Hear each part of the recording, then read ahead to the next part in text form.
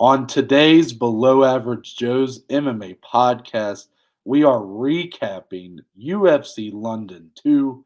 Did the sequel live up to the original? You're going to have to wait and see.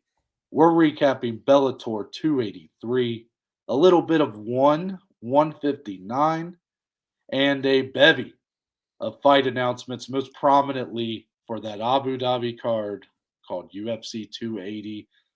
The people over in Abu Dhabi shedding out the big bucks for the big fights, and we're not complaining.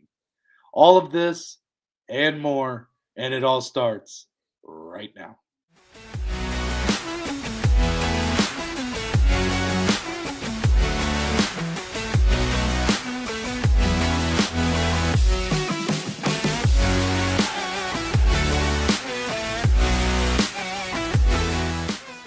Welcome back, everyone, on this Monday recap edition of the show.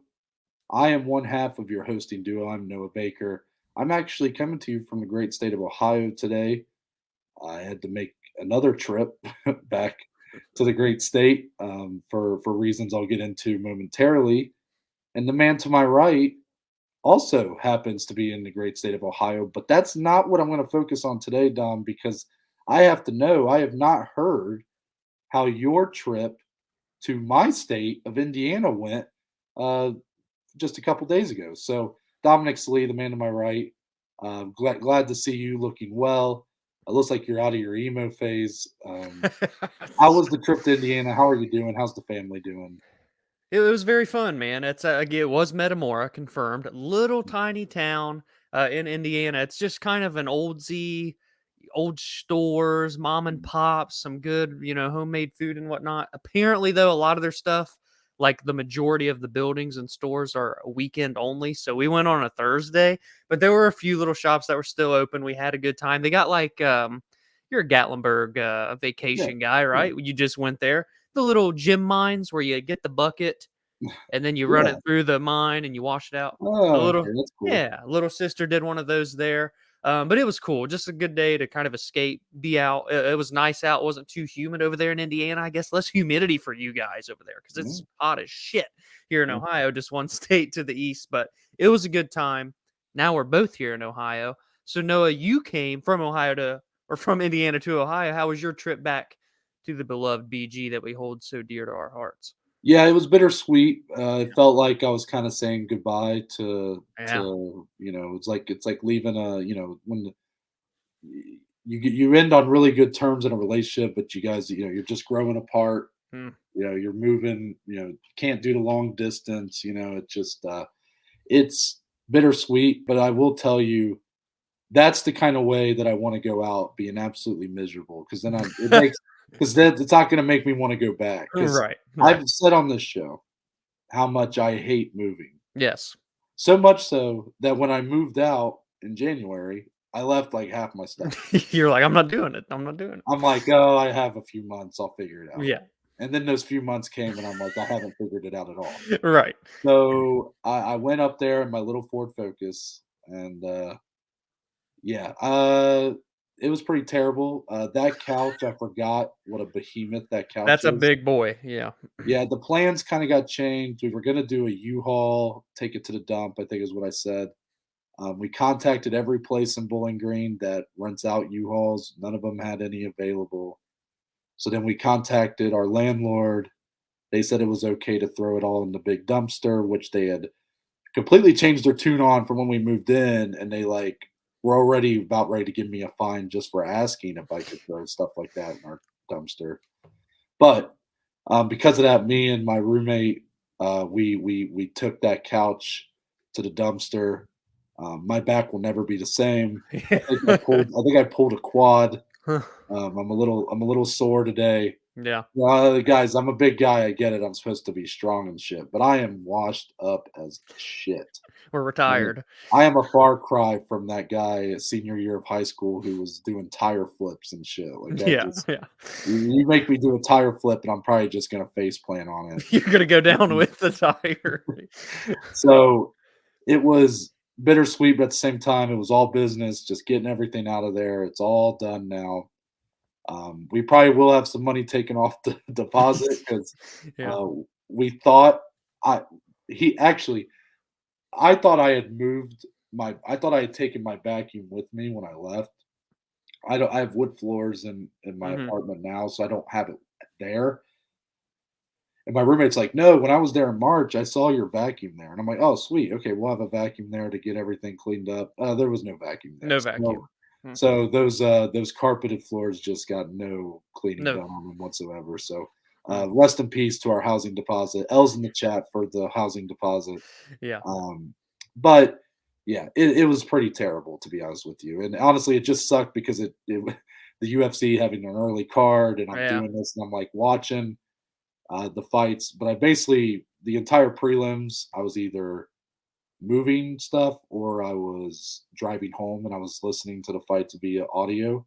Yeah. A bit of a compromised experience, but went back and watched what I missed later. Would have been more excited to do that under a different card, I guess. But Yeah. Yeah. of course, I got to watch all the main card in person, and that was a little bit better. But I guess we'll start there, Dominic, as we transition into UFC London 2. I don't know if that's how you want to. You're It's right. just UFC London, I guess. But Dominic, I asked in the little intro we did today, did the sequel live up to the original? You know, a lot of times I'm a big movie guy. The second one, a lot of times it pales in comparison to the first. Mhm. When it came to the second London card, the UFC unplanned, the card in March was so massive, such a big success. They decided to come right back in July. Did it live up to the hype? Well, let's just say part 3 is probably not gonna happen in 2022. Yeah, But listen, I said on Thursday, if this card is half as good as it was in March, we're in for a great night. It didn't quite make it to the halfway mark, but there still are some shining moments, some diamonds in the rough that we will discuss. But yeah, I mean, the crowd is what makes these London events. So, all things considered, they still showed up when it was deserved to do so and get loud. So they show out for their, the UK guys and gals that fight over there. So it's still cool, the atmosphere and whatnot. Good for them, by the way. The UFC hadn't been there in quite some time, so to give them 2 shows is very nice. I'll just say Columbus did pretty good. If the UFC wants to come back to Ohio, just saying, we can get a part 2 maybe, but it was fun, but it didn't live up to the one in March. But again, how many cards in the history of the yeah. UFC can live up to that first UFC London card back in March? So it is what it is. But really, and that's kind of what this headline is, the caption, MMA gods giveth, they taketh away. The main event couldn't have been a worse ending to what this card kind of came into it with, you know what I'm saying? Yeah, we might have said that last week with our main event Yeah, of yeah, UFC Long Island, which was 4 minutes, pretty fun first 4 minutes between Brian Ortega and Yair Rodriguez. But then when the shoulder popped out of place, which I am seeing more people come around on that finish and are kind of saying, well, that's kind of caused by what Yair was doing, I've seen that. Brian pulling that out. So maybe we were a little harsh on kind of the implications of that, but we said there we thought there wasn't a worse way that that main event could finish. Well, the next week, Yeah, literally, you get 15 seconds. yeah, it's Just crazy. and Dom, when I was gonna sum up this card in just like a couple words, I'll do one word, and it's disappointing. Right? Yeah, It's disappointing. It was never good. It was never going to be able to live up to what of happened in course. March. I mean, that was just a magical Yeah, day. All of the London faithful getting to watch their guys and girls like for the most part, do a sweep and do yeah, fantastic fights across the card. It wasn't a complete sweep. I know like Jai Herbert lost on that card. you're right. Corey McKenna lost, but then you had Tom Aspinall rising to the occasion. Paddy Yeah. Pimblett, of course, Molly McCann, all doing great things. And this card, the prelims, oof, Ooh, yeah, I mean, it's a lot of stinkers. yeah, Some shining performances, but ultimately just not a lot of fun fights on there. yeah, The main card started out much better, and then ultimately you get to the main event, co-main we'll get into, hmm, but then like the main event, if it had really lived up and been just a either triumphant showing for either of the guys or just been a really good fight, it might have saved it, but yeah, unfortunately, they couldn't quite bring it home. Yeah. Curtis Blaydes is credited with TKO due to injury over Tom Aspinall, 15 seconds into round one. There's really nothing to talk about with the fight here. I mean, Tom Aspinall very aggressive out the gate, looking to put the wrestler Curtis Blaydes on his back foot. Looked like we were going to have a fun fight for Yeah, I sure. know. Yeah. And then ultimately, Tom Aspinall lands a kick to the thigh of Curtis Mhm. Blaydes, and either the impact of the kick or the landing of his leg afterwards causes a complete mess up of his knee. Yeah. He's unable to continue, in a lot of pain, not able to walk. He was trying to walk out of there, couldn't Yeah. walk on it, so they had to cart him out. I mean, it took the wind out of the sails for sure. I Mhm. mean, just a very disappointing finish, and we're just gutted for Tom Aspinall. It was such a big moment for him, Yeah. following what was just, I mean, a star-making performance against Volkov, and here was supposed to really confirm that this guy is what we have all been kind of saying he can be, which is a future title challenger, future Yeah. champion, and to go down like that, I mean, you're just gutted for the guy. Yeah. But that's really all you can say about the fight itself. Yeah. So, Dominic, I'm going to ask you, as far as what we can talk about discussion wise.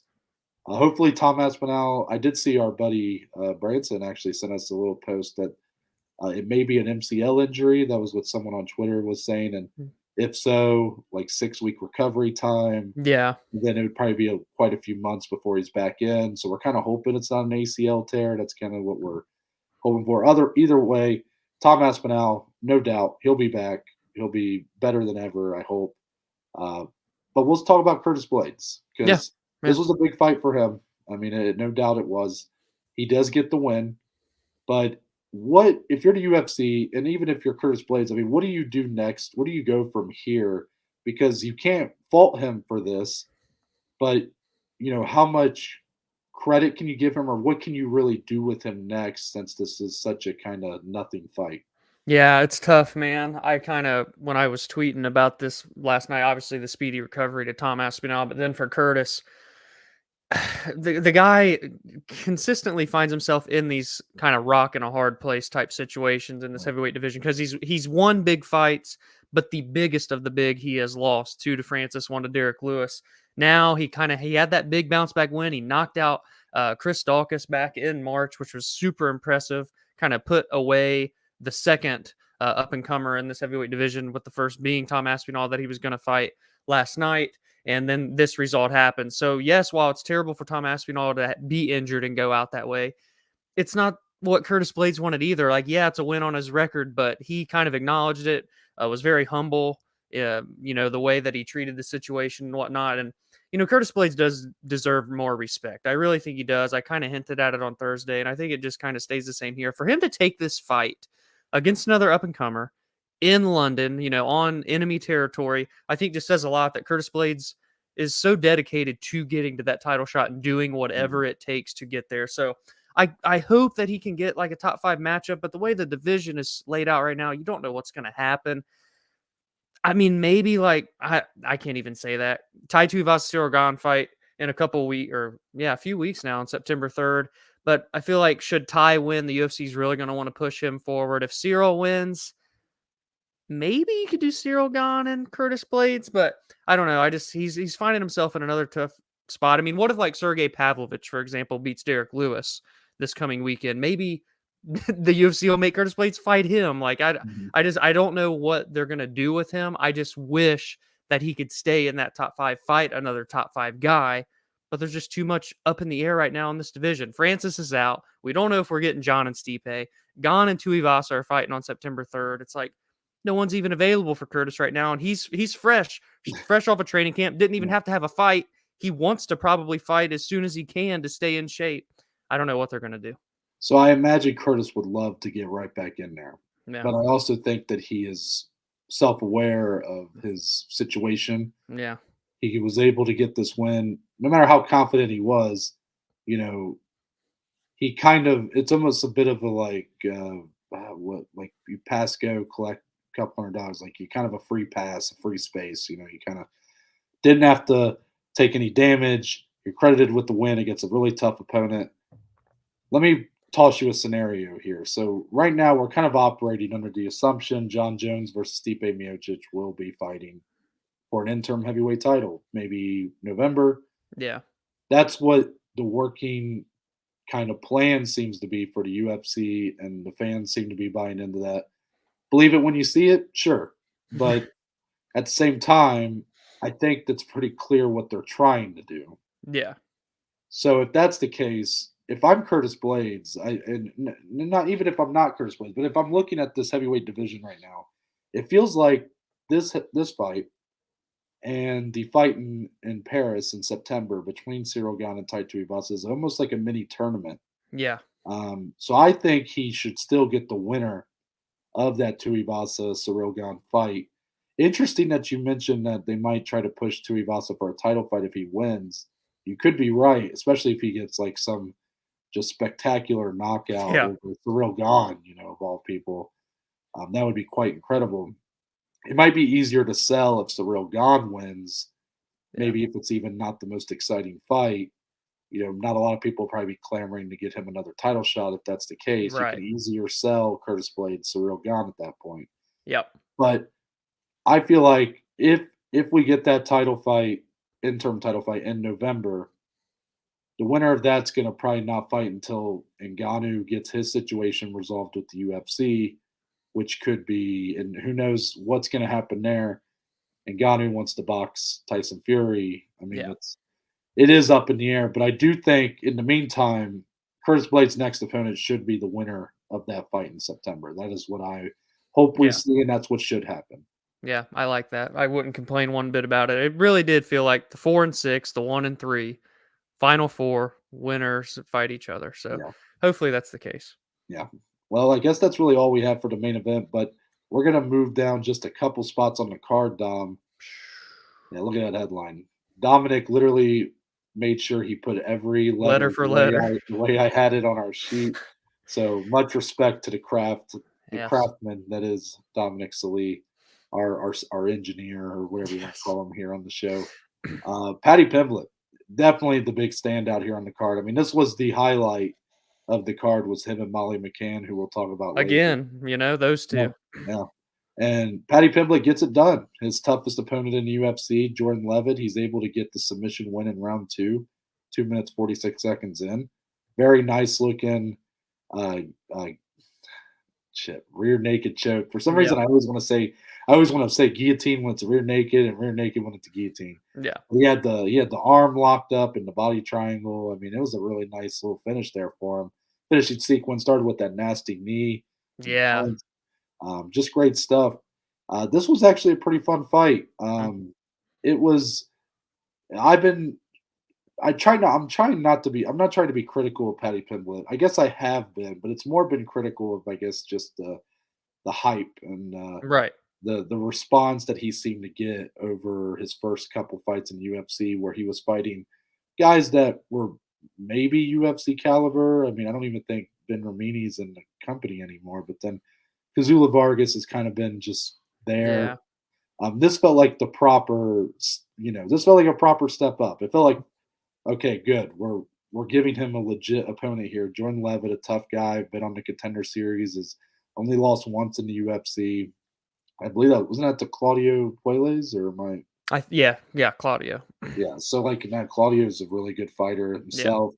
So and this was a guy who maybe had a grappling advantage over Paddy, we thought. So it'd be interesting to see if he had to win a fight on the feet, how that might go.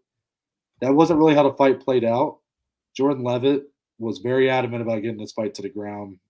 First round, a lot of clinching, a lot of work up against the cage, a lot of control time for Jordan Leavitt. We kind of know now, at least we think. Not sure what that does for him on the scorecards. Right. Into round 1, things pick up a little bit. A really nice end to the round for Paddy Pimblett. I would probably argue that got him the round. That's what I thought. Yeah. Because again, if they're going off of damage, that was definitely the most statement part of that round. Yeah. Round 2 comes, and Paddy Pimblett able to really. I don't really remember how like the first half of his round went. To be honest with you, I kind of I feel like I remember round 1 so clearly. In round 2, I kind of don't. Felt fill in the blanks for me here because I know when the finishing sequence comes, but how did the first half of round 2 go in your eyes? Yeah, Jordan still did what he basically did in round 1, push Paddy back to where he could get him on the fence, tried to clinch him up, tried to drag him down, but Paddy, much more successful in that clinch in the second round, did land that knee. That's what kind of started it, down to the ground, transitioning. Paddy very, very slick down there. That's what I Mhm. wanted to see, was them two, not necessarily in the clinch like a lot of the first round, but on the ground. What are we going to do with these two? And Paddy showed that the skill set that he was known for in Cage Warriors, bringing it over now to the UFC.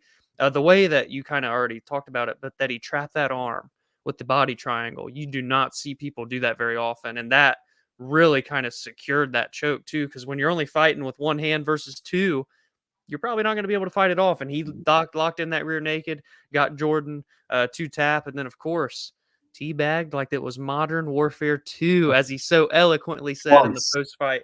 Yes, two teabags. That's a pretty good number. That's about what I would do in Modern Warfare 2, I Yeah. suppose.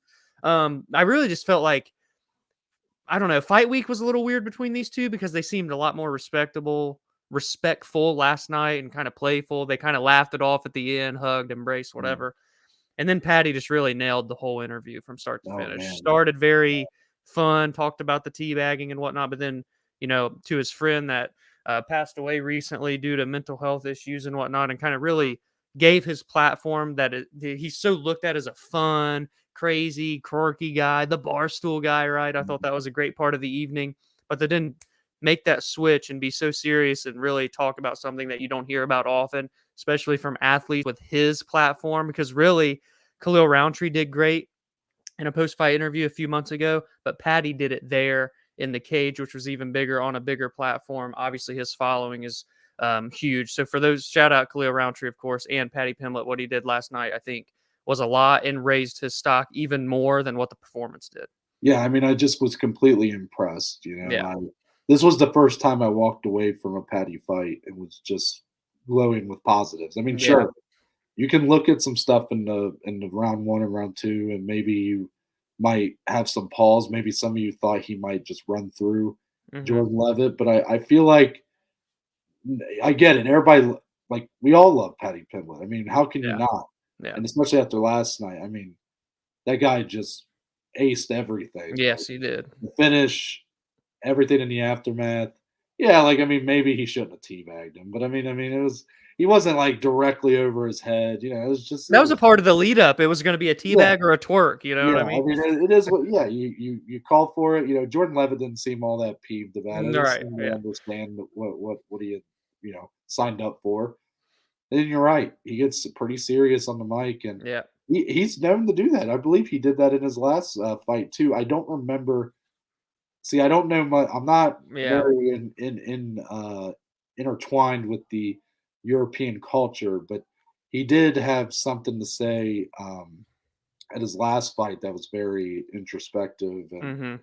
I know a lot of people in that area were really behind what he was talking about. I can't remember exactly what it's about, so I apologize. But here, this is something that strikes a chord with guys like us, I'm sure, where, Mhm. it does feel like when it comes to mental health, we might be of this generation where, a lot of people look at it like we're all kind of like babied and, Mhm. I don't know, like none of us know how to work or what, I don't know. You know how people kind of view our Right. generation, like we're Right.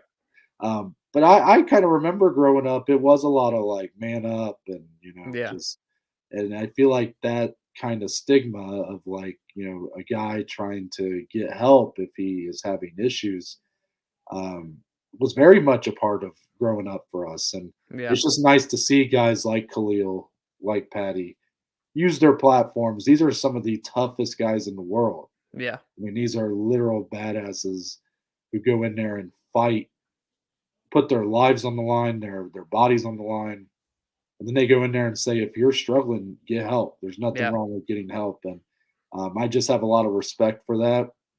Um, but Dominic, I do want to ask you a little bit about Paddy Pimblett. Mhm. Just not even like who's next for him, because I do think I would love to see an opponent even better than Jordan Levitt as his next opponent, but I'm not sure who that would be. Yeah. When you're in 155, we're Shark we're Tank. getting we're getting closer and closer to the Shark Tank part of this. I mean, Jordan Leavitt might not have quite been a guy that I viewed as like a top, 15 potential, but Yeah. um, it feels like after this, that's kind of the direction we're going. Is we're getting into those guys that have a lot of potential, higher ceilings, maybe. Yeah. But I want to I focus more on like when we should see Paddy Pimblett fight again, because in my eyes, you've done all these shows with him in London, and for obvious reasons. I mean, Yeah. he's the biggest star on the card. He's the reason these fans are probably showing up. Yes, for Tom Aspinall, Molly McCann, sure, but Paddy Pimblett's the biggest guy in that region. He's their guy right now. Yeah. So, to me, though, if you want to take the next step, take him to New York City in November. What do you think about that? Yeah, I think that'd be the next big thing, right? He said he wants to fight one more time before the end of the year. We know that they're going to stack that card in November. You got to figure they'd want a guy like Paddy Pimblett to be on there, man. And it is just a matter. I've saw people already calling for top 15 and stuff. And, I'm not necessarily opposed, but I think there are just so many guys on the outside looking in that are still so good in this division that there's nothing wrong with Paddy getting one more and then top 15. He had no problem slow playing his way into the UFC, knowing when the time was right to come. Mhm. And he's going to take his time here in the UFC as well. And I really did feel like they've kind of leveled up each fight he's had. But Jordan Leavitt was like a significant step up, and it did make a lot of sense. And it showed in the octagon. It was a good fight. So I'm not going to necessarily. I am one to talk about rankings a lot for some guys, but I'm going to pause just because of how crazy this division is.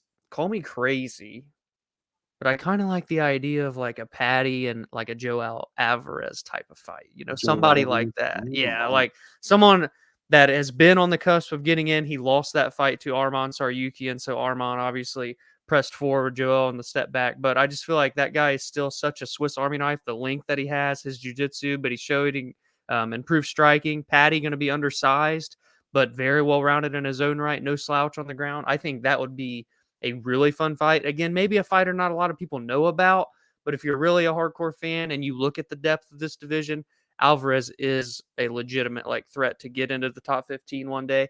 I think that'd be a sick fight. I Something like that. agree. I agree. I also think that fight might be a little bit too close to the sun. Mm, And again, this is just our differences in kind of where we probably right. view Paddy right now.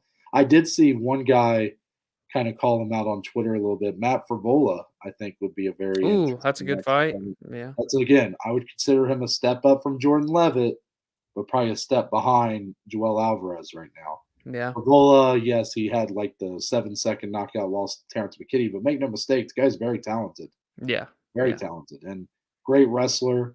So I think that could be another just interesting dynamic. And you could easily sell that on the main card in New York City. I mean, Paddy Pimblett, especially now he's with Barstool, Barstool headquartered In New in York. New Yeah. York. And I loved having the Barstool kind That of was awesome. influence on the card. Dave Portnoy in the crowd, along with Robbie Fox and Cruz. So Yeah. it was just, it really added something, I thought, just having that kind of story throughout the card, seeing those guys with the wigs on and Yeah. everything. Yeah. It wasn't overbearing. It wasn't like a distraction, but it was just a nice addition. And I think if you brought it to New York City, you're going to have like all of Barstool there. And Yeah. Yeah. some of you may roll your eyes at that, but we're Barstool fans, so we would love to see that. Hmm. And I just think that that's the obvious card you put him and Molly on, who we'll talk about again in a little bit. But Yeah. to me, again, I want a step up. That's I don't like these like I don't like when a lot of fighters get like stagnant steps like in Hmm. or lateral moves. Like if you win, I feel like you should be kind of moving up. And that's why I don't really care who the next opponent is. I hope it's like a Favola would make a lot of sense. What if like a Terrence McKinney? Terrence fights August 6th. That would be an interesting Yeah, fight. They've I chirped mean, a little bit on Twitter in the yeah, past. That is. I That's a love fun Terrence. fight. Love Terrence McKinney. And Yeah. that I mean that's really where we're getting into with Yeah. Paddy, right? And this is kind of where I start every time out. I'm going to be like, I don't know if he's going to win. Yeah. That's really the range we're getting into with Paddy, which maybe his fans aren't there yet. Like a lot of the people maybe even more on the casual side, or just maybe love him so much and view him Right. as like a real like guy to maybe go and chase a title at some point. Mhm. But for me, like, I'm gonna be so invested if Paddy starts fighting guys like that because Oh, yeah. I may even favor him to lose in a lot of those fights, and that would just be a very interesting dynamic because he's gonna be obviously the A side in any of those. 100%. More on this card to come. Of course, we have a lot of fights to talk about there, even if there was a lot of duds, but there was a lot of big performances and big fights to talk about as well. Let's go into Bellator 283 for a minute, Dom. This headline cracks me up. The headlining bout between Jason Jackson and Douglas Lima ends in a 5-round unanimous decision. Jason Jackson 50-45s across the board. Yeah. Douglas Lima showing up. I guess it was a pound and eight, Oh, I forgot about that part. Yeah. 1.8 pounds overweight. He was 172.8 pounds. This was kind of what I feared this fight was going to be. Yep. It was literally like my worst fear of this fight. It was like the most obvious outcome, and I was Yep. hoping so badly that Douglas Lima could make this more of a fight, Yeah. and he just didn't. And the signs were there when he weighed in and he missed weight. Yeah. I think this was kind of the final nail in the coffin in terms of Douglas Lima as a top level guy in Bellator. I think I hate to talk like that. I don't like to be kind of overly negative on these guys, especially when they're heading towards the end of their career. You don't want to pile on. Yeah. But my bigger takeaway, like Jason Jackson, biggest win of his career, but Mhm. I can't be all that. I don't have a lot of glowing things to say about him either, just because. Yeah. I mean, it was a pretty dull fight. Really by the championship rounds, I was sort of checked out. Yeah. I knew what the outcome was inevitable at that point. Yeah. And for Douglas Lima, great career. But again, I'm not gonna. Maybe I've done this before on the show. I won't be the guy that's gonna like clamor or call for a retirement. That's his decision, and they know best when it's time to walk away. Or I hope someone in their camp kind of knows. But I would just say I don't need to see Douglas Lima fight again. I don't feel like I really need it anymore. Yeah. I'm sure there's some fun fights you can match up with him against some guys maybe that are of a similar state, but I don't know. It's been a disappointing really run for Lima really since we started this podcast. Yeah. We've seen Lima really in this kind of state, and he just hasn't been able to turn it around. And there was no sign of life here from him. That's my takeaway from this fight. Did you have any other takeaways outside of that? Almost as if he's just checked out. This is a guy that is only 34, but has so many fights. That was his 43rd professional fight, 21st in Bellator. He's just been at the top of the game over there for so many years. You have to like dwindle away at some point. And that's all this kind of was. That's 4 losses in a row now, all via or a decision, I should say. None of which have really even shown any signs of positivity for Douglas Lima. It's only gotten worse, arguably, throughout that stretch. For Jason Jackson, that was his 5th or 6th win in a row, but those are all via decision. So while he is a great fighter, he's going to crack into the top 3. He's not necessarily showing anything too wild and crazy to make that whole interim and undisputed title, talk any much more in his favor, right? We talked Right. about that on Thursday with Logan Storley kind of sitting there. Well, is he going to defend the interim belt? Because we know Amazov is still kind of out doing his thing with the war across the world there. But now it's like MVP may just get that rematch after he gets done bare Yeah. knuckle boxing in August. I mean, I really do think that while it is a big win, the biggest win for Jason Jackson, it doesn't necessarily put him in any better position than he was coming into the fight. That's the real shame of it because this Yeah. is his biggest win. But from a sporting perspective, if you're viewing it as a sport, he should be next. Right. I mean, him and Storley Right. is what I would assume for just continuing to defend that interim title. But you're right. Look, he's good. He's very good, Yeah. but it's just not exciting. I'm kind of tiptoeing around it, but that's the real truth of it. In terms of entertainment, Jason Jackson just hasn't provided much. Yeah. At a certain point, you just need that big, impactful win. Yeah, And and it just that's doesn't have it yet. maybe that's more of what it is. I mean, not every fighter has to be like, MVP, like has like, Right. you don't have to be like a wild, Yeah. electric striker to Yeah. be, someone that we love and respect as a fighter. I mean, Habib Nurmagomedov didn't always have the most Right.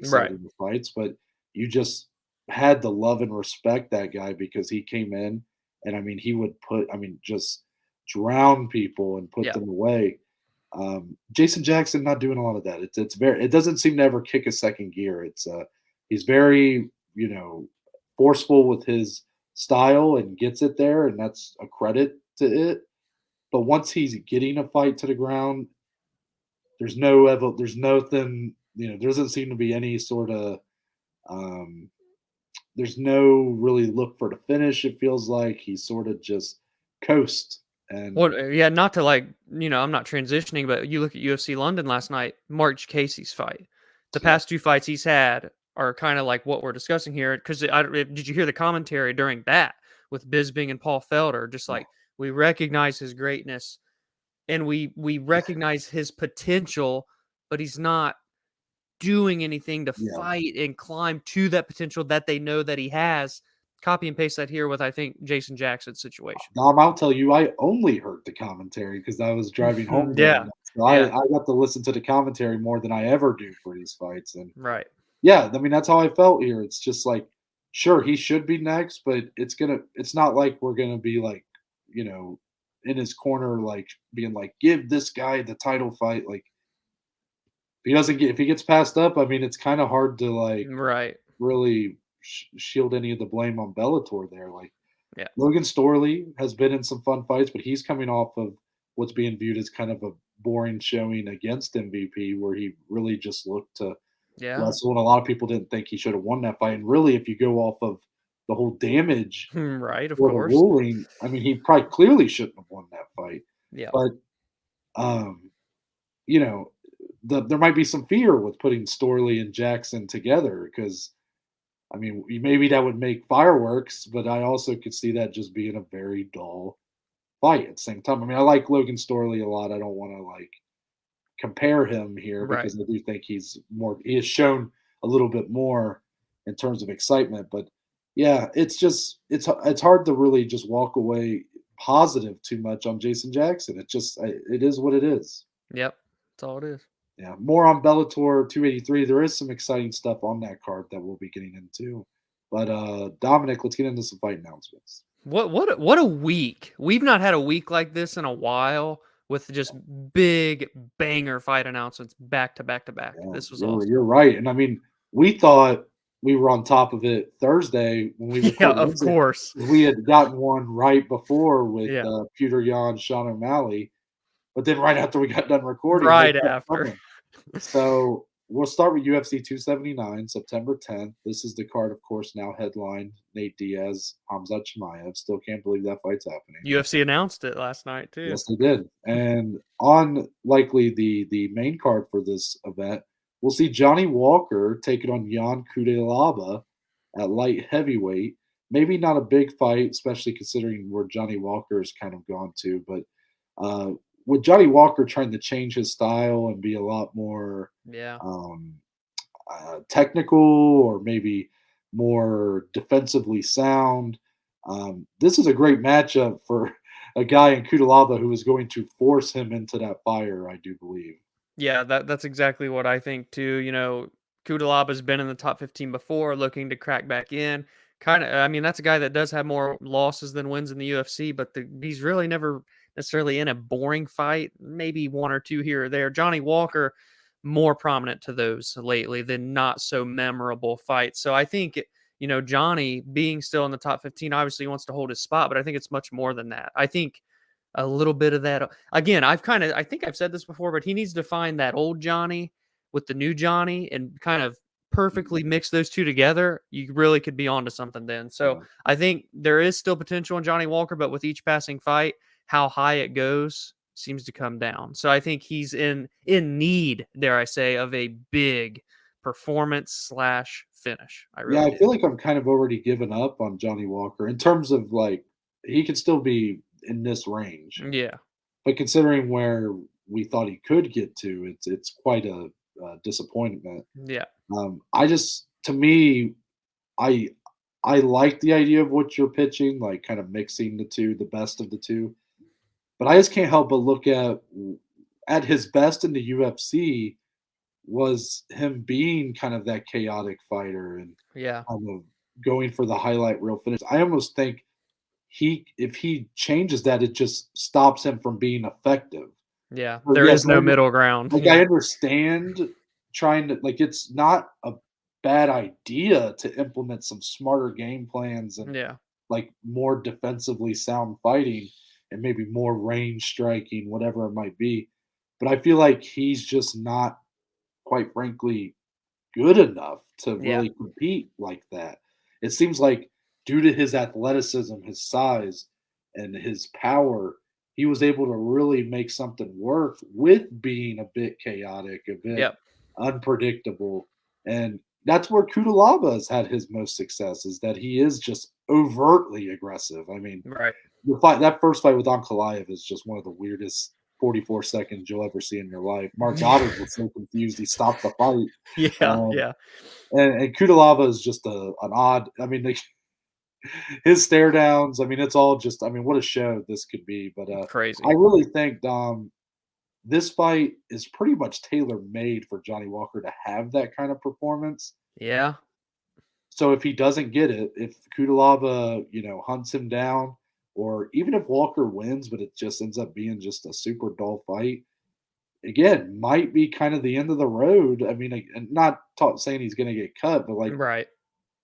probably not a whole lot more high profile matchups to get him. I mean, this is already a step back from Jamal Hill and Thiago Santos and stuff like that. Yeah. After this, he may be prelim guy. I mean, that's really what you're kind of facing here. Yep. Yep. Let's talk about UFC 280. That's the big, just This is bomb after bomb. this is shaping up to be something special. Say what you will about Abu Dhabi. I get it. Yeah, it is what it is. But they are shedding out some money Mm-hmm. because the UFC are absolutely stacking this card. We got 3 fight announcements that have come out for this card. Beneil Dariush will be taking on Mateusz Gamrot, number 6 versus number 8 in the lightweight division.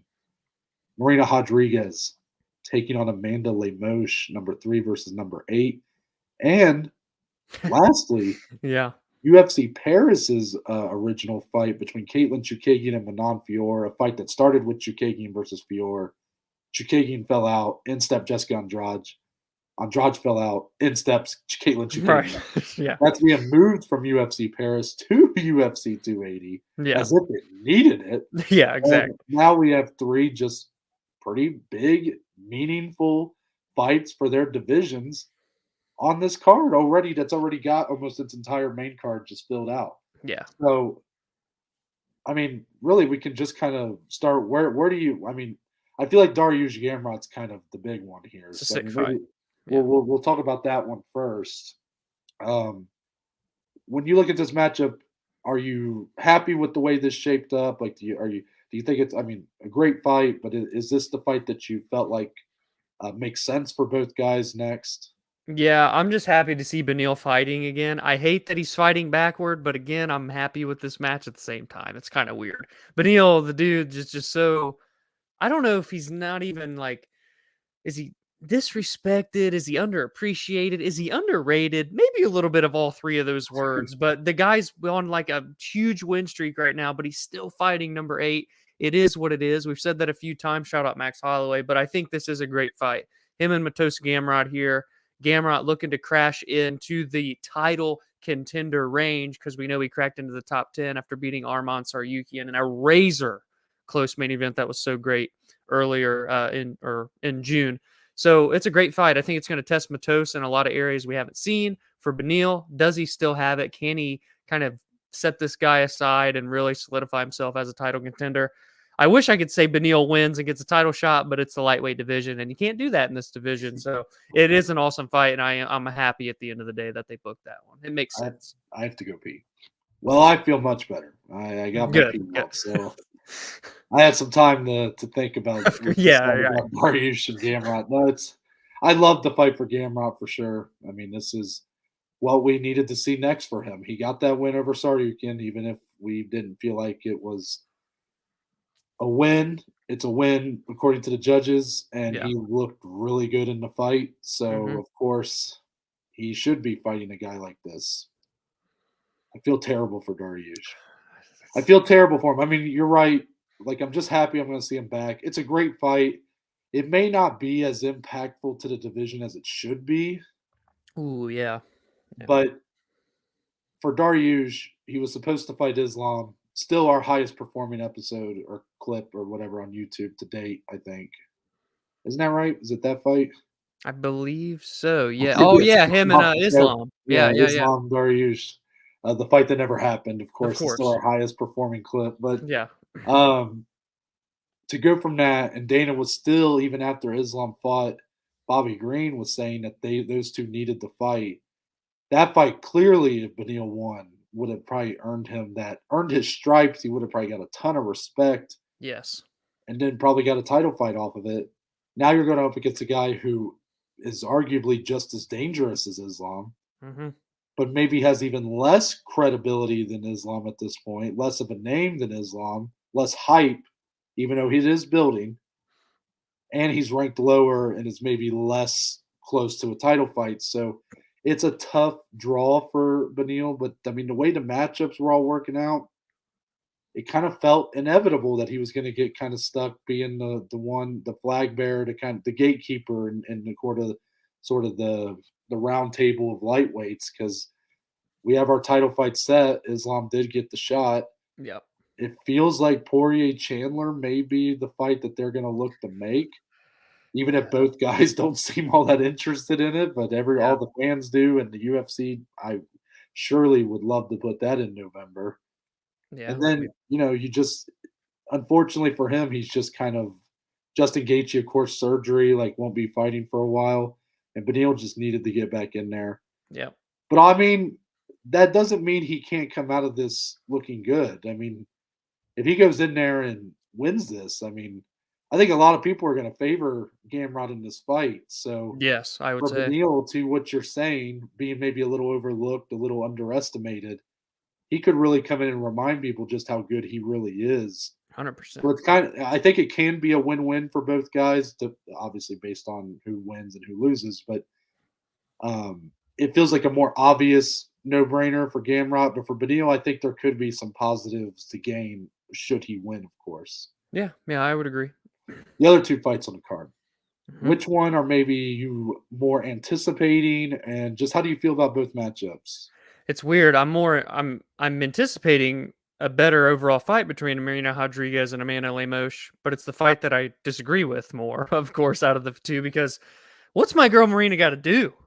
What does she got to do, man? I get it. Like stylistically, this is a super fun fight. It's two strikers. Marina's a great Muay Thai striker. Amanda Lemos carries the power to put anybody away and has good jujitsu. But it just doesn't make sense. Like, again, that kind of competitive standpoint, we've been kind of hinting at that more towards recent episodes, the way we feel the competitiveness should be on fights in terms of like rankings, where they should be for contender status, so on and so forth. Because Marina, in my eyes, has done more than enough to earn a title fight. But I get it. Zhang Weili's probably going to get Carla Esparza. What are you going to do? But there's no reason that Marina should not be fighting Rose Namajunas. That I don't understand why they keep just delaying getting Marina in. Marina's like mid-30s. She only has so many more years left in this game, and she has an elite skill set, a fun fight style. I don't understand why they kind of keep doing this to her, making her kind of fight back like this. But for Amanda Lemos, she's all of a sudden another win away from entering herself into title status. So we'll see how it goes. I do think it's a fun fight. Chookagian, Fiorot, we've talked about kind of a lot already. I feel for Manon because they took her off the Paris card. Maybe I'm assuming Katlyn just wasn't ready because she was Yeah. on that date, got taken off, but then she's like, "Well, I'll do it, but take me off that date." So I think that's unfortunate, but still a big fight for her nonetheless. Because if Manon wins, especially now with Misha Tate out of the title picture, she probably does get Valentina should she beat Chookagian. So we'll see what happens. And what are your thoughts kind of on the two? I feel like I feel similar to you in a lot of ways on these two, but I'm really like I'm so just not that pleased with the Rodriguez Lemos Yeah. fight. But even though you're probably right, it'll probably be a better fight. I still find myself more excited for Chookagian Fiorot because I'm curious to just see can Manon pass that test. I mean, Yeah. Chookagian is literally refusing to give up that number one spot. Yes. She won't lose, Right. even though we keep asking her to. No, Exactly. Manon with the win there surely is getting a title fight. I mean, that's how I would. If you beat Chookagian, I mean, 100%. Yeah. you have to get a title shot in that division.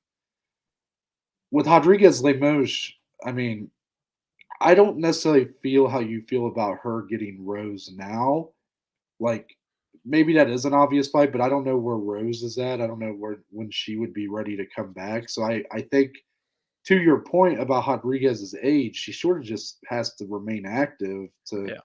keep herself relevant, I guess, and keep herself, all good. Yeah. But it for her to me, I think we even said this when that terrible Carla Rose title fight happened. Carla winning meant the biggest loser wasn't Rose losing her title. It was Marina Rodriguez. Yeah. Yeah. Because if Rose wins that fight, I have no doubt that Marina gets the next title fight, Mm. Yeah. even over Wei Lee. Yeah. I firmly believe that. Yeah.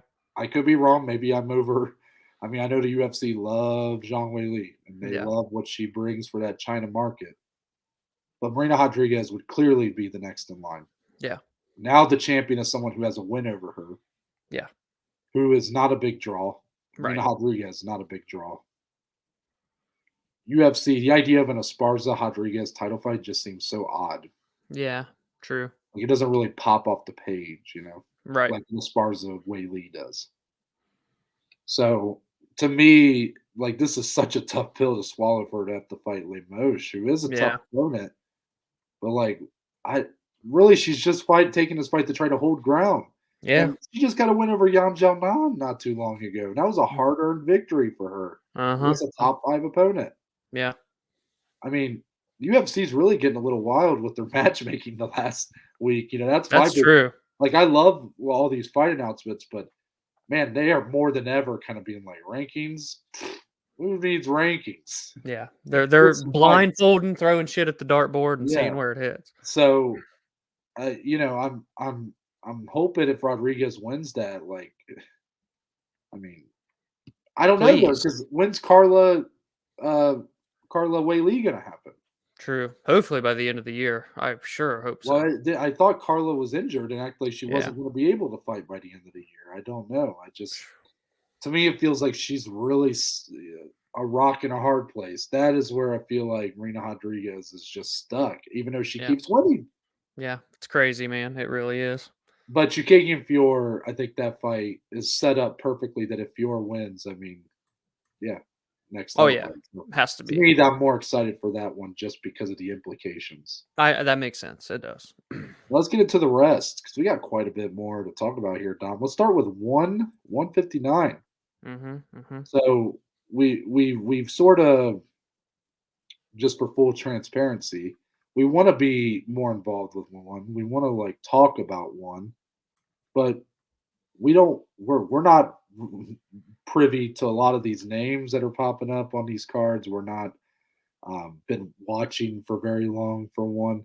So for us to really preview a lot of these fights would almost be doing it a disservice. Yeah. So Yeah. for us, putting it on these recaps is where you'll see it, at Yeah. least for the future, for now, anyways. Mm-hmm. Maybe over time that'll change, but we had to talk about the main event of this card. I mean, we didn't preview Yes. it, but Rene De Ritter, the two division champ for one, the pound for pound best fighter in that whole company. He's so good, man. He got a first round submission over Vitaly Bigdash. I forget what I think it was for the welterweight title. That was light heavy. This one. Oh, it was light heavy. Oh, Yeah. See, I'm all fucked up now. So for the light heavyweight title, I mean, submission of the year is what I would say. It's up there. It's got to be right next to Jessica Andrade's. This was an inverted triangle choke down there on the ground. He is so good of a grappler. He's already been like kind of looked at as like the best grappler in the world. Obviously, we're still newer to one, but we had still heard about Day Ritter coming into this, and the fact that he did this against a veteran in Vitaly Bigdash. I mean, just everything about that whole sequencing. He was on his back, but then the way that he transitioned to get into that position and then put him to sleep with that choke. I mean, you don't see an inverted triangle every day.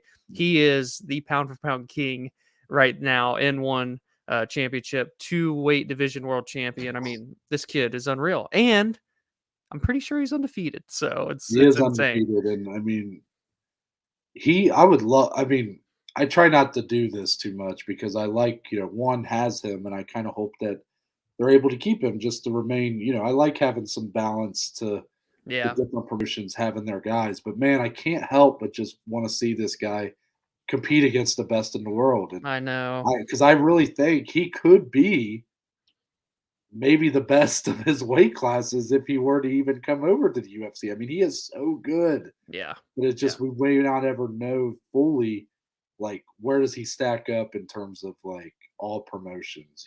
Yeah, I know. It's crazy. Back to the UFC, co-main event, Jack Hermanson gets the unanimous decision win over Ohio's own Chris Curtis. Now, I was fully anticipating Dom coming on here and Yeah. not acknowledging the Ohio's own because, a weird fight here. Yeah. And it was a Everything fight that about it. shouldn't have been that weird. No. Like, No. Jack Hermanson looked fantastic. Really did. Best striking we've ever seen him have, for sure. Yes, and it was all striking. No, Yeah. I don't even know if he attempted a takedown in this fight. Yeah. Yeah. And I mean, I was just bamboozled that he outstruck Chris Curtis. I think it just shows again. I said this on Thursday. I felt like I might have been underestimating Jack Hermanson just because of the recent string of performances, against very high level competition. Yeah. You know what? You made you said an interesting thing about betting, and I know we're not at that point of the show, but you said your biggest takeaway from this point in the year. We really don't want to even get into it, but we got to do what we got to do. Right. Um, you said at this, halfway into the year, your biggest takeaway from your first 6 months in sports betting and you betting on MMA was how key momentum played. Yeah. I actually kind of feel almost the opposite, where I almost feel like momentum is like a Trojan horse, like fool's gold, sort Yeah. of. Like I feel like I tend to buy into the momentum, and typically it ends up sort of like making me realize, holy shit, there's just levels to this game. We got to start fading the momentum on Well, the bet. I'm not saying that always works, and I know Right. there's probably plenty of examples the other way, but here this was a clear example of one guy going this way and one guy going this way, Jack and it looked like a just two sort to of one. huh? What was that? Jack looked like a 2-1 plus Yeah, and I favorite. mean, Chris Curtis riding a ton of momentum, Yeah. but this was his toughest test in his entire career, Yeah. and it just showed that, I mean, he's got a lot to work on if he really wants to be in this upper echelon. Right. And Jack Hermanson, a guy who has sort of firmly hit his ceiling, just put on maybe the best showing he's had in the UFC, maybe since he didn't he finish Jacare Souza back in the day? That He might have been did. it. Yeah. Yeah. So, like, since then, that's the best we've ever seen him look. So Yeah. it just shows that even a guy like Jack, who has been kind of a 500 guy and gets outpointed for 5 rounds by Sean Strickland, doesn't show a whole lot. Even his wins, like Kelvin Gastelum, like you kind of walked away going, "What the hell happened there?" Like Kelvin Yeah. Gastelum's just kind of having a mental lapse. And here, though, against a guy like Chris Curtis, who's not a ranked fighter, he looks like an absolute superstar. So maybe that should be a lesson to all of us. But to me, I mean, Chris Curtis, he rebounded. I won't try to harp on it too much. He met up with Jack Hermanson. Yeah. Buried the Apologies hatchet. were shared, but boy, this fight not a good look for him. And it really was like he was so frustrated Yeah, that he could not reach Jack, do yeah. anything to Jack, that he was blaming Jack for his failure essentially. Flipped But him the Jack, double birds at the very yeah, end. yeah, it was Even when he it, was leaving the cage, he flipped him the double birds. I mean, yeah, yeah, even at first when we got back and to the back and he was tweeting, he was saying, I wasn't ready for a track meet. yeah, And Yeah. It just I'm like, man, Chris Curtis is such a nice guy. I I'm like, know, what is he we've doing? never seen anything Yeah, like it's that. just like I get it, heat of the moment, but it Yeah. felt like at first, this is a guy that he like really believes that Yeah. like to me, I thought Jack just looked terrific. Like Jack he outclassed outstruck him, him, I think, is the outclassed him, yeah. used his movement. He does have really good movement, Yeah. like as far as he's bouncy, like he bounces on his feet real Dude, well. Jack's kicks. Oof. Yeah, and he Yeah. just was able to stay out of range, Yeah. come in, pop, pop, get back out. And Chris Yep. Curtis just wasn't able to make any adjustments to catch him. And Yeah. like to me, this didn't feel like a performance where a guy was running away for 15 minutes No. or something. Like No.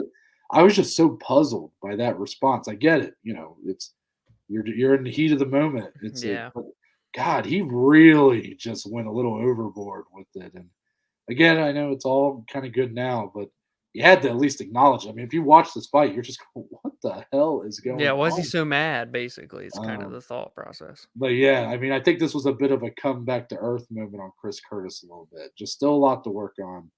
He's still very talented. Yeah. We're still rooting for him. He's Ohio. Ohio has claimed him again. Yes. Um, but Big I ups don't to know. both guys, like, doing that fight too, you know? Yeah, I mean, really, that should be acknowledged. That I mean, Chris Curtis did take this on very short notice, even though he was very down on himself afterwards. He said he felt like he choked on his biggest stage, and maybe in some ways, yes, but at the same time, like he didn't have to take another short notice fight. I mean, his biggest test, his biggest moment, and he's taking it on short notice. Like, most guys don't have to do that, right? Yeah. So, Yeah. um, while the antics and all that were a little much, and I hope the UFC don't hold that against him when it comes to his future in sort of matchups. But Right. Jack Hermanson also didn't need to take this fight. Exactly. He could have pulled out as well and just tried to find another ranked opponent down the road. But Yep. yeah, credit to both guys. Both guys seems like very stand up dudes. They made up afterwards. I won't Yeah. harp on the negatives. There we go. Next one, Nikita Krylov, first round, first minute knockout of Alexander Gustafsson. Yeah. Did this one surprise you? Mm, well, Like, I'm curious what you really thought going in because I will say it shocked me. yeah, I technically actually did predict Nikita Krylov first round KO TKO on the app, On but on verdict. verdict. Yeah, verdict. But you know, I I don't like this whole retire, unretire, retire, unretire. I love Alexander Gustafsson. I love that you see how they were announced him as the Hall of Famer because he's in Yeah, the fight wing with John Jones. kind of a And it's weird. Yeah, yeah, a little weird, but yeah, I mean, big ups to this guy. He's done a lot. He really has been a great fighter, but his time has passed. It's that simple. And Nikita Krylov came out very fast, didn't let up, and it looked like Gus hadn't fought in 2 years. That's what it looked like. So Krylov needed a big win against a big name, and he did just that in a little over a minute. So uh, Krylov back on track. Gus, does he fight again? Maybe. Do I need to see him fight again? No. I he's done everything there is to be done. Fought for the title 3 times. No, he never won it, but DC said it best on Twitter. One of the best fighters. Again, he's in that category in UFC history to never win a title. That's why I yeah. feel like No, Gustafson is. you summed it up very well. I will say I was very surprised. I think I was still hopeful that we might see some of that Gustafson. Not, I didn't expect him to come back and be fighting the way he fought like Glover Teixeira, where he Oh, just whew. Yeah. looked immaculate. But I thought he may have something left. And against a guy like Krylov, who had also just been struggling, this might be the right opponent at the right time to kind of get back on track and Yeah. maybe kind of have a late resurgence to his career. Um, and it kind of blew up in my face a little bit to think that. Yeah. That's just the way it goes sometimes. But this couldn't have been a worse outcome, I guess. If you really, I mean, it wasn't like a boring decision, and you kind of walk away going, "Well, Gustafson can maybe fight again," but like again, you don't need to see it. But he, didn't take a ton of damage. No, he got knocked out. I mean, Yeah. Yeah. we don't see that from Gus, Yeah. and A bit sad, bit it somber. is sad. Just like a minute 7 seconds. I mean, this guy probably had been really working hard for this comeback, and it was kind of the sad moment of the card, and Yeah. I mean, for Nikita Krylov, though, big bounce back. Yeah. Yeah. To The put that dude name continues his finishing yeah. ways is just crazy And still. that commenter from back in the day who had to remind me about his finishing rate, Yeah. he just continues to be right. Right. Right. Molly McCann, Dom, makes it 2 in a row with the spinning shit. She gets the TKO over Hannah Goldie in round 1. This fight hurt me for reasons I'll get into later. But I gotta say, man, Molly McCann, confidence can do an amazing thing to somebody. Yeah. She this Just back-to-back first-round finishes for a girl who I don't know if she had a finish in the UFC before prior. her last fight, and here she is 2 in a row. Um, I'll be curious to see kind of where she goes from here because she had a couple interesting call-outs, Dom. Yeah. Did Yeah. you want to give any thoughts on the fight before I tell you about those call-outs? No, Molly does what Molly does. She's a great boxer, and then to get a finish with another spinning back elbow, it's just Brought the crazy. crowd to life. I mean, this was Fucking before the crazy. Paddy fight. This was the first, like, moment where people were out of their seats probably, Yeah, like, jumped into Dave's lap. That was hilarious, by that the was way, because she's the hilarious. other Barstool athlete. Yeah, it was sick. So she had 2 different call outs. One that I just thought was the best call out I've ever heard in my life, and I'm gonna read it verbatim here. Let me pull it up real Yeah, quick pull 'cause it up word for word. look, there's been a lot of great call outs, I am not impressed by your performance, I want to well, this one's actually similar to Vanderlei Silva's call out of Chuck Liddell where he's like, "I Oh, want to fight Chuck. yes. Fuck Chuck." Yeah, yeah. So here's what Molly McCann had to say afterwards. Miranda Maverick, I will fuck you anywhere you want to be fucked, not in a gay way. Right. And Got a bit vulgar there at first, you know. that is the best call out I've ever heard in my life. I mean, Yeah. Yeah. for a sport that we so often hear like fighting and fucking like interchangeably, I just love that she had to acknowledge, Yeah. not in a gay way though. Right, right. Um, so what do you think of Miranda Maverick as a potential opponent? That's a great fight. Miranda even tweeted back and said, "Let's do it. I think that's the fight to make. Do that, Madison Square Garden, right? You want to put the two Yep, Scousers on I the agree. MSG Her card, on her Madison Square Garden as well.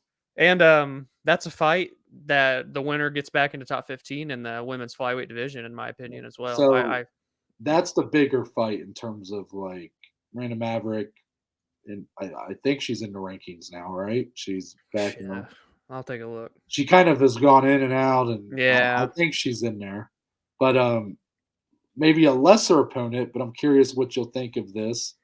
Antonina Shevchenko. She also called out. ooh, I like that one too. Dare I Actually, say, I kind of like it more than in terms of so. Even though I thought Hannah Goldie was a little bit better than her record showed, Luana Carolina, kind of a borderline UFC fighter. yeah, Hannah Goldie, I mean, maybe a step above that. I'm not even sure anymore now after what happened, but I thought it was a step up. I feel like going from her to Miranda Maverick is a pretty big leap. But if you go from her yeah. to Antonina Shevchenko, I like that a lot. Uh, yeah, I do like that. I think she has like a better chance to like even finish Yeah. Antonina Shevchenko. But dude, what if she goes in there and were to finish Miranda Maverick? I don't know. I do like both those fights. Either one, I'm gonna sign off on. But I with that call out of Miranda, I gotta keep that at number Yeah. one I for mean, it now. is the best call out in UFC history. I mean, Right, there's nothing, right. uh, any of the Chael Sonnen call out, like Yeah, yeah, none of them better than that one. right. Following that, Jonathan Pierce, JSP, continues his winning ways. Actually, interesting enough, I looked at this fight as kind of his. He sort of got over the hump of the veteran fighters because his lone loss in the UFC was a pretty quick finish loss he took on short notice in his debut to Joe Lozon. Yep.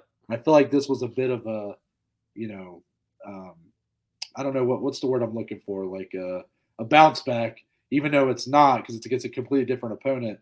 But he got a veteran again in Makwan Amirkhani, and he looked great. I thought JSP looked great here. Yeah, I think this is a performance that's going to fly under the radar that not a lot of people are going to talk about, which is unfortunate because JSP looked amazing in this Yeah. fight. He dominated this fight from start to finish, escaped the early submission attempts from Makwan, which were basically the only threat that he had to be worried about. And once he got out of those, dominated, cut him up real bad, got the finish. It was the first finish at the time on the card, the only finish of the entire 8-fight prelims, and it came in a big way. So that's a huge win. He's won 4 in a row now since that debut loss, like you said, to Joe Lozon. The dude's like a legit talent, I believe. So Yep, completely agree. Muhammad Mokaev also went to the judges' scorecards in his second UFC bout, got the sweep over Charles Johnson via unanimous decision.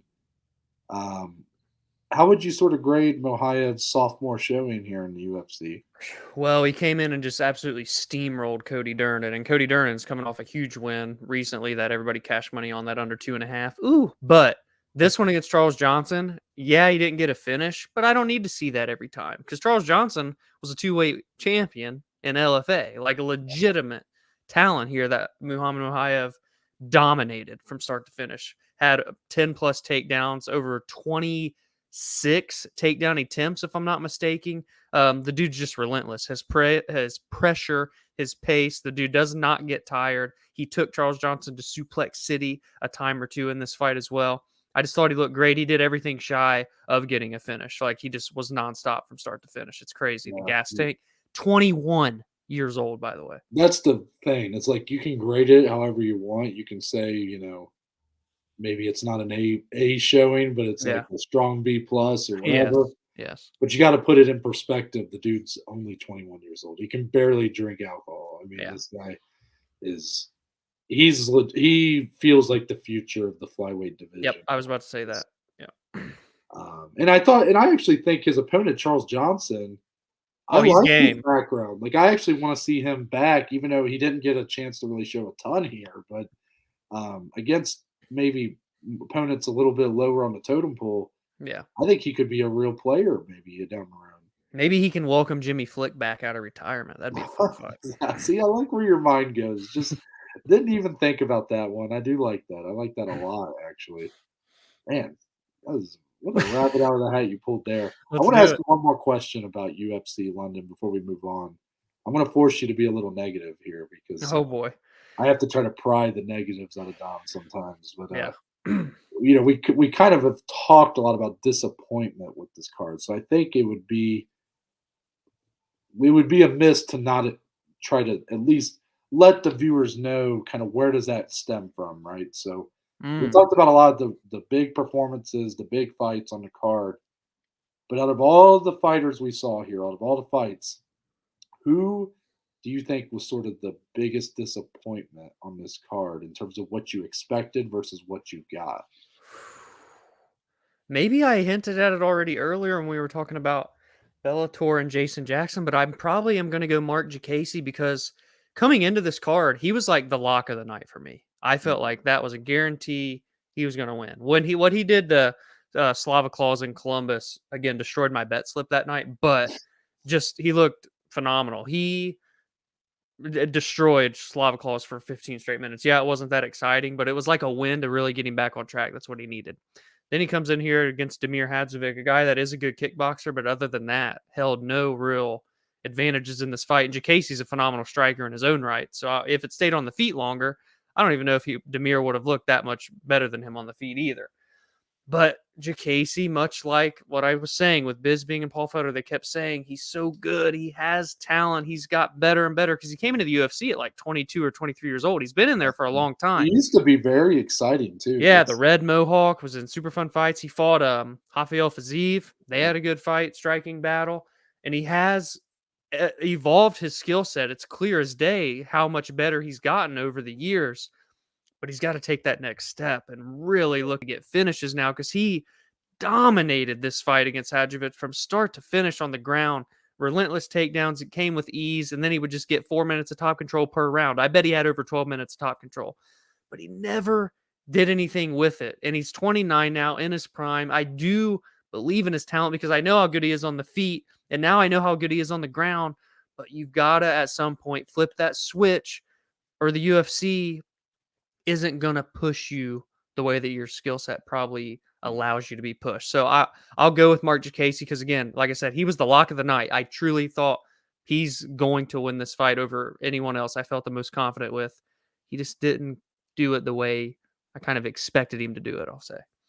I'm going to go with maybe someone we haven't talked about yet, Mason Jones. Mason Yeah, Jones. that was my I borderline. actually thought it was interesting you picked someone who ended up winning their fight, but I understand the Yeah. reason behind it because Jacasey, we thought the Slava Claus one might have been just kind of an outlier, and then he does back to back, kind of just.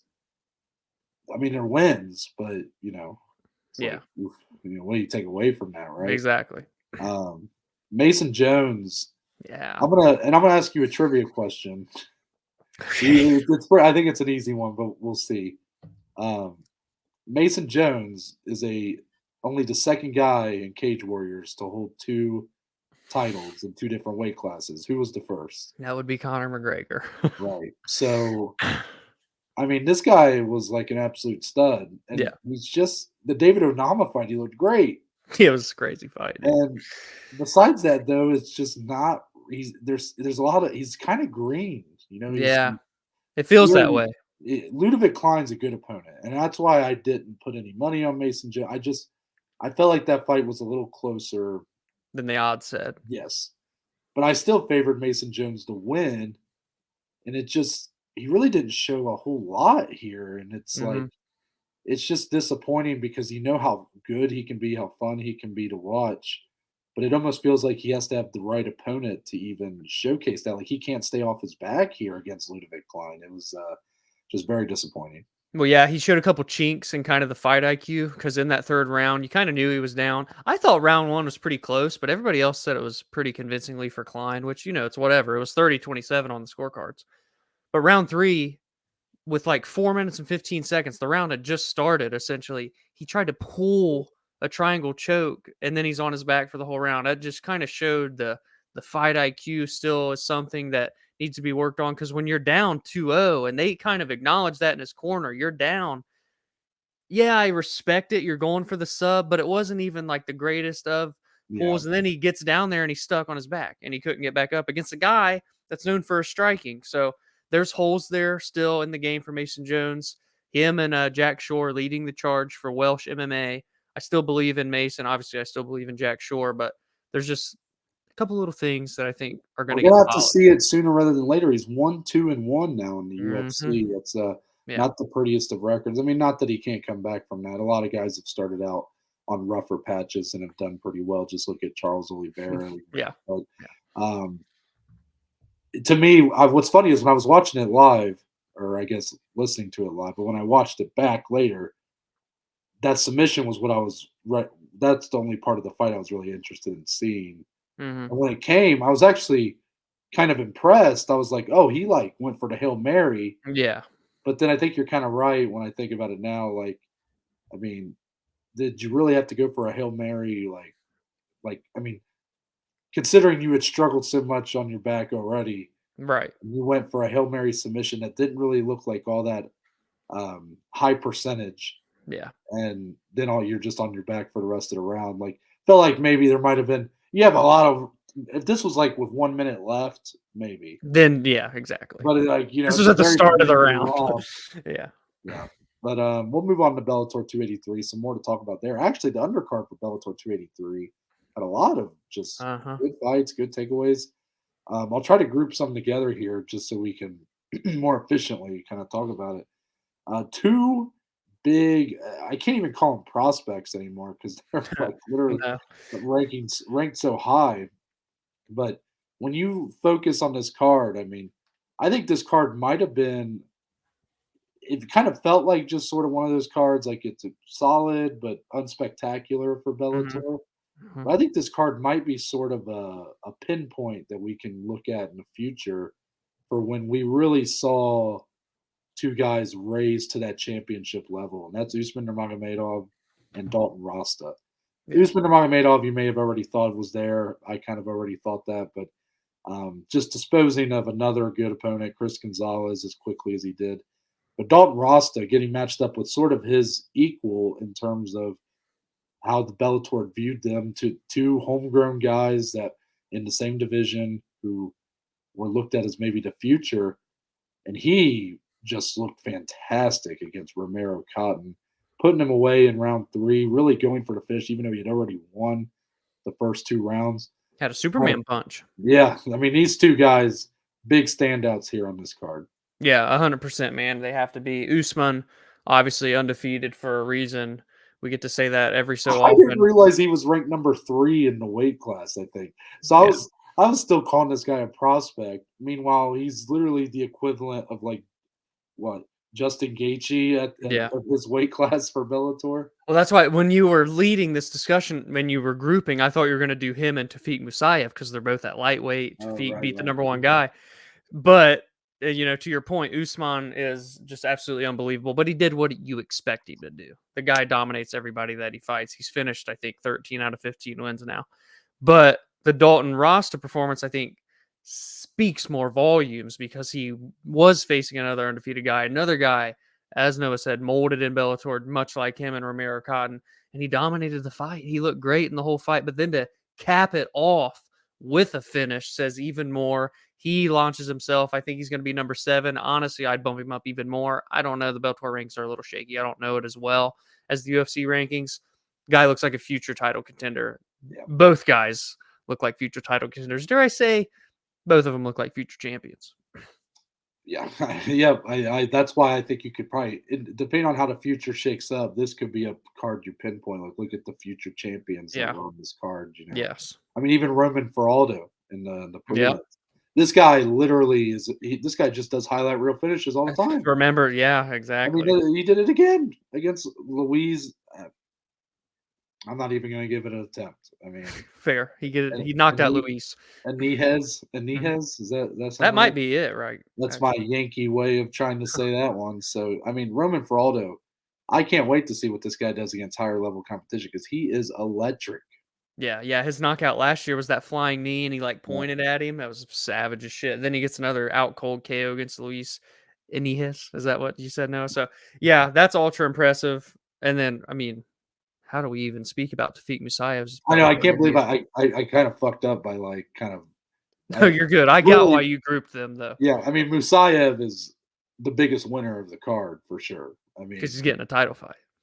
there's no doubt about it. He better. This guy makes his debut in Bellator and gets put up with the guy who was supposed to be fighting on this card Yeah. for the title against Patricky Pitbull. Pitbull had to pull out. Shout out to Sydney Outlaw for taking the fight, but man, Yeah. Yeah. hindsight's 2020. But 27 seconds is all it took for Musayev to put him away. Talk about a statement. Yes. Tofik Musayev, give this man all the title fights right now. Yeah. And you got to think Bellator's got to capitalize on that, man. They have to. They Well, know he the has a win. history He has a between him and win over Patricky Pitbull. exactly. Exactly. And I can't wait to see it. And then the winner of that versus Usman Nurmagomedov. I mean, Yep.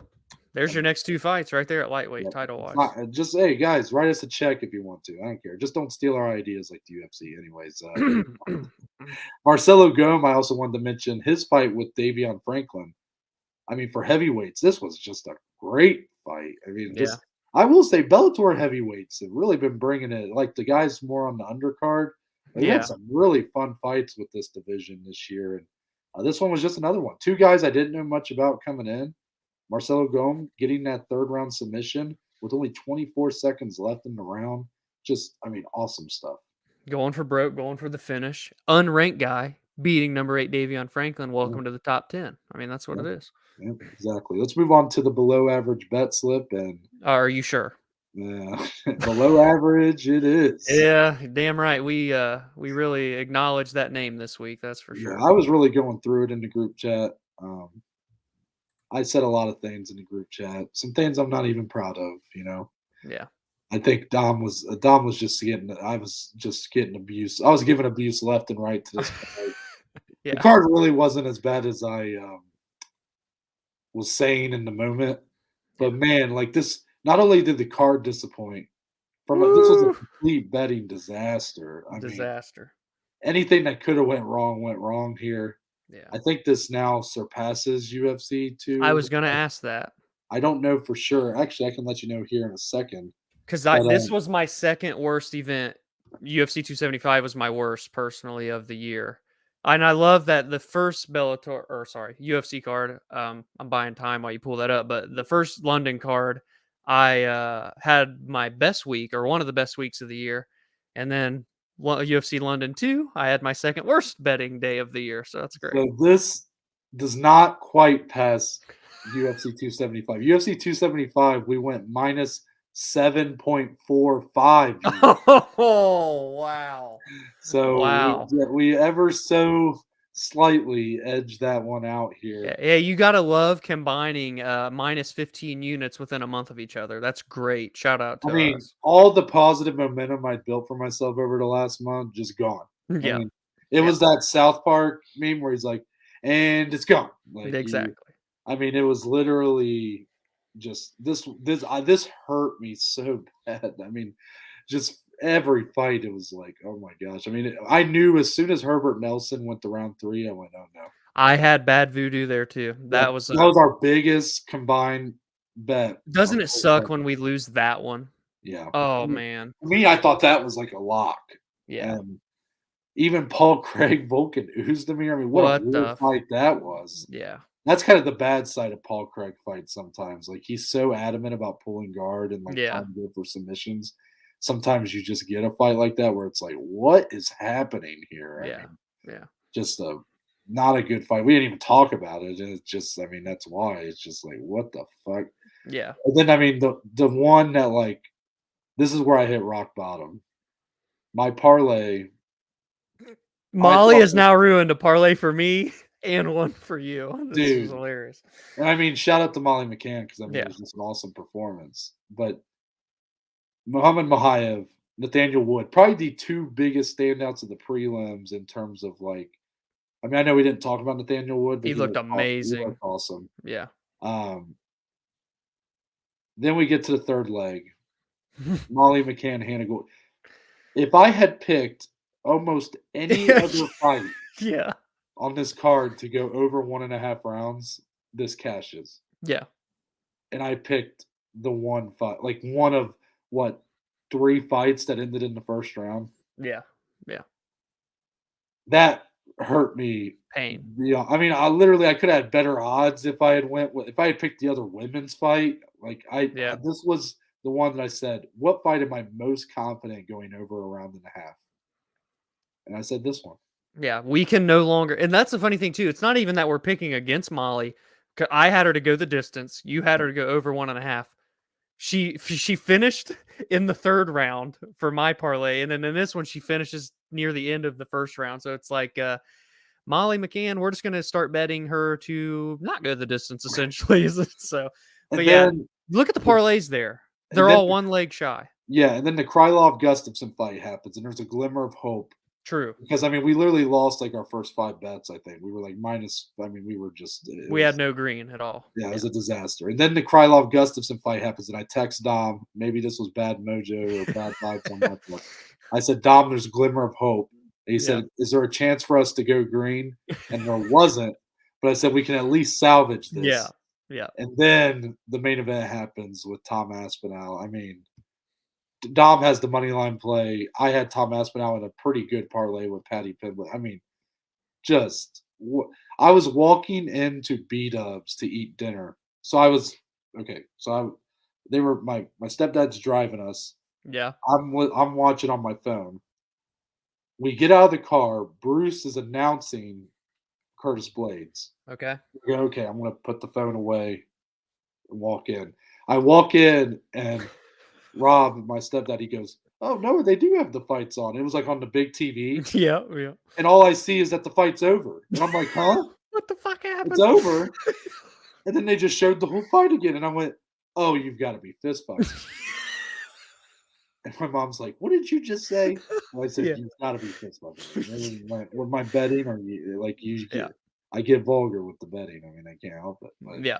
Yeah. It's um, crazy. It's just I mean, it's one of those weeks. It yeah, happens. It happens. It's yeah, tough. it's a tough pill to swallow. I mean, again, it was a weird card. Like, There's not a bet on here that is a bad bet, in my opinion. Maybe listen, if I regret one, I don't have many regrets betting. Maybe Paul Craig, but I had to ride with my dude. He cashed at well, plus I 160. feel like you're Paul Craig because that plus money. I mean, I feel like the Paul Right. Craig bet, like the Chris Curtis one, he kind of got outclassed, but Yeah. like to me, like but a lot of people were riding with Chris Curtis, and that's why it was so Yeah. close odds wise. Like I look around, JKC Jones parlay. I thought that was, I mean, I was actually more concerned about JKC, I think, which is so funny how Yeah. that was your lock. Um, like I really thought that parlay Mahayev would over. I wanted to get a 3-leg parlay that I thought this will hit, Yeah. and it still didn't hit. 3-leg Right. parlays are We just have a to trash them. They're disaster. done. Yeah. They're a disaster on this show. Yeah, it's tough, guys. But what on Listen, and I'm so intimidated because we're coming off of our second worst week ever collectively, and now we have to go into a pay-per-view week. I have hardly won anything on pay-per-views throughout the entire year. I'm a bit scared. I'm It gonna be is kind of honest. funny. I mean, Dom, he's doing a lot better than I am as far as if you go our head-to-head numbers. But what's so funny was when I text Dom on Wednesday with I always text him my picks, and it's kind of like me saying, "Hey, go ahead and send me Yeah, yours." what we're all doing. Yeah. And he texts me back. He's like, "I'll send them to you in a little bit. I want to make sure that I get the smart picks this week." Like Yeah. Dom was like in the Yeah. lab, like Yeah. I could tell he was like really crunching the numbers and stuff. And then we come out with minus 7.43. So It's just it's the name of pain. the game, guys. I mean, this is what makes that last month. Like I took it for granted. I did. Yeah. I was on such a high, and this brings you right back down to earth. Literally, I mean, it literally just all my positive progress that just zapped on a single card. Yeah. It's yeah. We found ourselves in the negative once before and we fought out. But no, we got a little bit bigger of a hole to dig ourselves out of this time. But Yes, that is true, Dom. Let's get into closing statements. let's do You it. guys know where to find us on social media. You know, We'll the remember consistently one day. the Twitter, the Instagram. It's up there. Yeah. BAJ_MMA podcast. I'm on Twitter, Instagram at ntbaker_Dom. Twitter, Instagram at dsleep14. But that's not how we end the show around here. We end the Yes. show with closing statements. It's part of the show where we can talk about anything and everything, MMA related or not. So for this Monday episode, Dom, do you have any closing statements to send us off into the week? Does anyone out there have a Blackstone griddle? Because they have become super popular lately in the cooking realm. The backyard, the grill out parties, pool Right. parties, so on and so forth. Now, I'm not much of a cook, and it's sad. I wish I need to just learn and commit to being better because my dad's pretty damn good at it. He does a lot of the cooking for the family. And he has found he goes in phases. He uses the griddle all the time. It's way better than like a normal grill. You can basically cook anything on it. It's awesome. Look into it if you don't have one. But and the flavor's completely different too. And he goes through phases where we find this thing and he really nails it, and he'll make that consistently a lot. Like at one point it was chicken stir fry, some rice, some veggies, some chicken, really good. Um, at one point he was doing a lot of breakfast on there, so like pancakes, eggs, and bacon all together on the griddle. Right now, he's dialing in the street tacos. You've already And talked about this on here, I think, before. oh Yeah, the shit, street maybe I tacos. have. Well, we had him again last night after the Yeah, fights, and I was really down in the dumps after the yeah, fights last night yeah. because the bets went to shit. Tom Aspinall, one of my favorite fighters, blew his damn knee out. We've had 2 back-to-back main events in via injury that were supposed to be great fights, but the street tacos gave me life last night, and I put down 7 of them last night, and I Yeah. was just really hammering some food. So I'm just saying the griddle, the Blackstone griddle, worth having. Street tacos, they give me life when I need it most. Hey, I like that. Well, this was kind of an update because you had said your dad was starting to delve into Yeah. street tacos. Okay. Well, it Yeah. looks like he's really nailed it. He's Thanks nailing for it. your Yeah. point. I want to give you guys a story about my experience. Not the moving part of, but just I consider myself a pretty smart guy. Yeah. We're very educated. I just had this weekend. I think I just lost my brain. Like I just lost it. Like I've just. I mean, I'm the big dummy this weekend. I don't know what happened, but it started. When I drive home, I don't like to drive in like my work clothes, Hmm. jeans and like a polo. It's like a I'm already You crammed. want to be comfortable. Yeah. So normally I'll like leave, go back to my apartment, change into like something like I'm wearing now, and drive home. Well, I decided since I had my suitcase with me at work, I'm like, well, I'm just gonna change in the bathroom like after work. And I'm like, nobody will care because I'm just leaving if I'm wearing, this basically what I have on, Hmm. showing off the tattoos and whatnot. I was for a while there, I was a little nervous about trying to change in the bathroom and people like seeing my tattoos and stuff and being like, my heavens, like Yeah. just Yeah. Yeah. um so I go and change in the bathroom and carry my clothes out, go to my car, I'm driving home.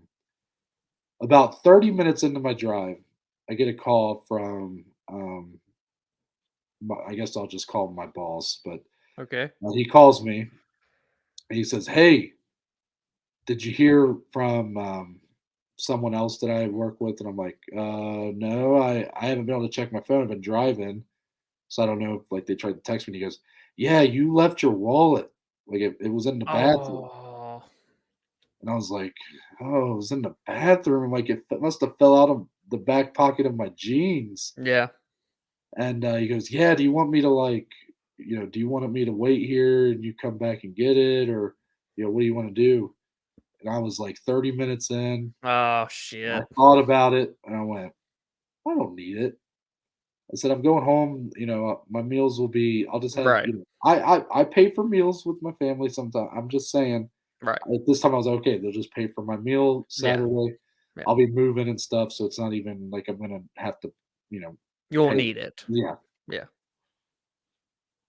So I said, "Hey, can you just lock it up at in your office for me, and I'll get it Monday." So yeah, no problem. So I drive home, and then the next morning I drive to BG again. I'm still like, I think I'm good. I'm just like, yeah, it sucks. Like I don't want to get the risk getting pulled over without an Right. Don't ID. have That your kind of stuff. sucks. Because I'm like, I never leave my house without my wallet. Like I just always have that thing But on me. it's the phone, wallet, keys. You know what I Yep. mean? That's Oh, the. yeah, that's what we used to say. Yep. At I BG. remember that. Yep. It was always phone, wallet, keys. Yeah. Never leave without it. Well, I'm driving home from BG, and my mom calls me, and or I called her just to let her know I was on my way back. And I told her I wasn't gonna tell her at first, but I told her I was like, "Oh, look how funny I am, like how stupid I am. I left my wallet in Indiana," and she wasn't happy, because she's just like, "Oh my god, what if you get pulled over?" Blah blah blah, Yeah. Yeah. mom stuff, right? And then she goes, "Well, I hope you have enough gas." And I went, "Huh, Oh. Dom." Oh shit. I look down. Meanwhile, I have an hour 45 minutes to go. Under a quarter tank of gas. Oh. Oh, dude. I didn't even think about that until you just said it. So I was in your shoes just now. You really brought me along with the emotions there. So I'm still driving, but meanwhile, I am just like I'm the Did you get that pit kind of yep, like? the Mr. Krabs meme where like Yeah. everything's all like hazy. That's me now. Yeah. Yeah. So I play it off on the phone. I'm like, okay, yeah, I'll see you soon, hopefully. Yeah. Yeah. If not, I'm um, on the side of the road. So.